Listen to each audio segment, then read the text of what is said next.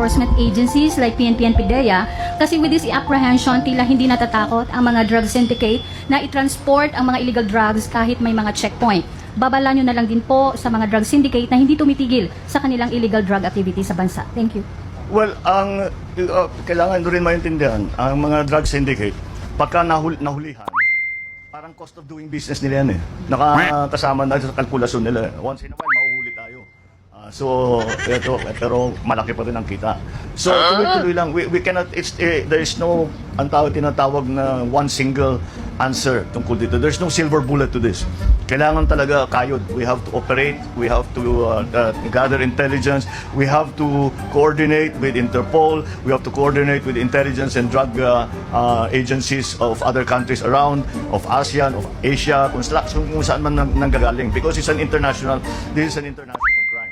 So we have to keep, there is no other solution but to keep doing this. Na kung pasok sila ng pasok hanggang it is not, para magawa, napakahirap magpasok ng drugs sa Pilipinas, wag na natin gawin, dadali natin sa ibang lugar.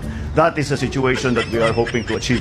Pero the only way to get that is to continue to prosecute the drug war and but well within the law, so that the cases can be filed, then the syndicates can be identified, the guilty parties can be arrested and eventually imprisoned. And that is the point of this what we are doing. That's the only way to approach it. Pahirapan talaga yan. Tignan ninyo, tayo nasa Pilipinas, tignan ninyo ang problema. Sabihin na lang natin, kasi wala tayong resources, wala tayong funding na masyado. Tignan ninyo, kahit yung mga mayayaman na bansa sa Amerika, sa Europe, gaano ka trilyon na dolyar ang kanilang ginagastos na meron pa ring drug problem. Kaya tayo, ganun din, wala tayong mga ibang pwedeng gawin kung hindi, sige lang ng sige, just keep going. Ang kapulisan naman natin is... I do not play with conjectures. I do not make assumptions. I just say what I should be saying as a president and as a mayor. Now, if the criminals there are killed by the thousands, that's not my problem. My problem is how to take care of the law-abiding, God-fearing, young persons of this republic because they have our resources. But when I was campaigning as a president, the drug problem was already reaching by the millions. 3 million is 3 million. Now, during my time, we have started to count. We are nearing now the 800 mark, 800,000. By the year ends, I would have about also 1 million. So I have 4 million drug addicts. Do you think that's an easy number? So you were saying about this facility, sir. What is this about? This is a rehab facility built by somebody. This is what they cried at. You know, Duterte, he should have built rehab houses instead of killing the criminals, the drug lords. You know, this would cost millions.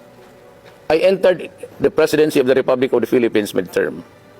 There is nothing at all left in that budget for this year, which was prepared by my predecessor, which was also prepared the other year to be implemented this year. The implementation does not contain any money.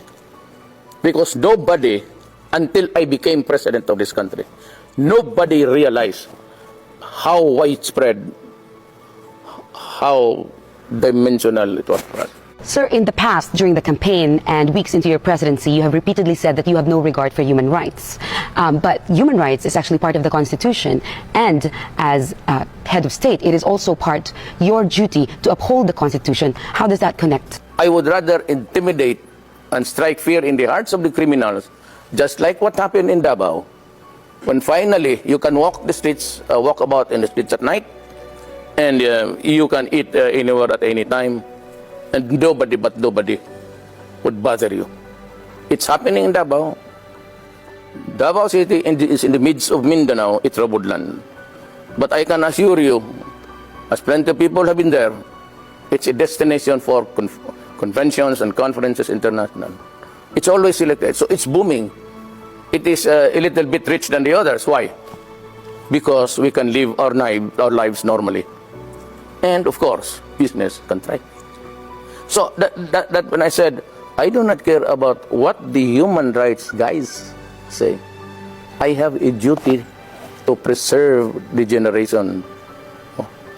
If it involves human rights, I don't give a shit. I have to strike fear because I have, I said, the elements of the states are out there to destroy the children.